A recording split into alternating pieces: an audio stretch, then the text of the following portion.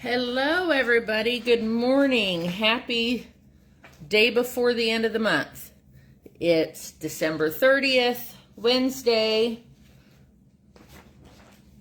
All of the boys should be home today, so that's exciting, as long as they don't get stuck somewhere because of the weather we've got coming in. We've got a high forecast for strong to severe threatening tornadoes this afternoon, so I'm gonna be keeping my eyes to the sky and watching the progress of the guys and their journey home from Oklahoma. And Kyle's home.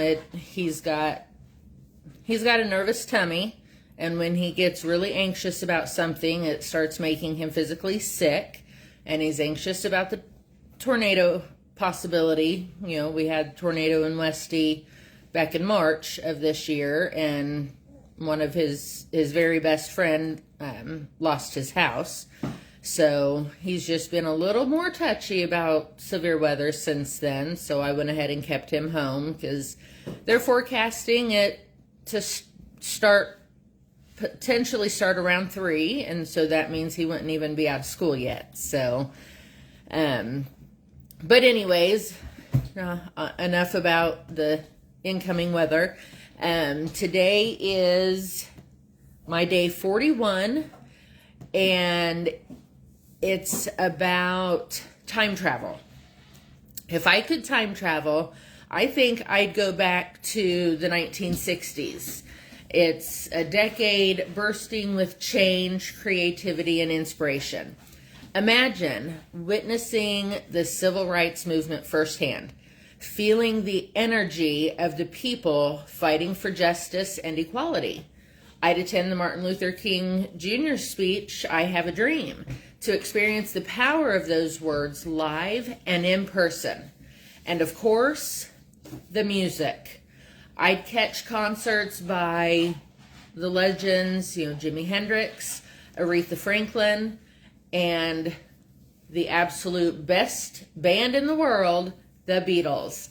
I was raised on the Beatles, and I passed it along to my kids, and now I'm passing it along to my grandkids. So there was just a rebellious spirit in the 60s.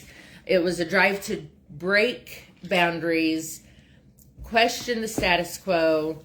People were dreaming big, challenging the norms, and paving the way for a future they believed in. Traveling back to this era wouldn't just be about the events. It would be about the feeling that spark of change and carrying it forward, letting it remind me of the importance of standing up for what's right, being fearless, and making my own mark on history. I know I'm trying to do that now as being an advocate for mental health awareness, suicide awareness, but sometimes, the outside world isn't as favorable to people with mental health issues as they are with, people with a broken leg. So, I would definitely challenge, those things back then and hopefully get them changed or starting to change. That way, this many years later, it wouldn't be a problem. There wouldn't be that stigma behind, getting help. So that's what I would do. I'd go back to the 60s. I definitely experienced the Beatles in concert. I did go and see Paul McCartney in concert in his Wings concert back in the 90s with my mom at Arrowhead Stadium. So that was a blast. I can only imagine what it would have been for the entire Beatles group. So let me know what you would do. Comment below. Private message me through Facebook. Connect with me at strategy@lindsaystottle.com. And the first 2 people that comment and share this post, I will send you a surprise in the mail.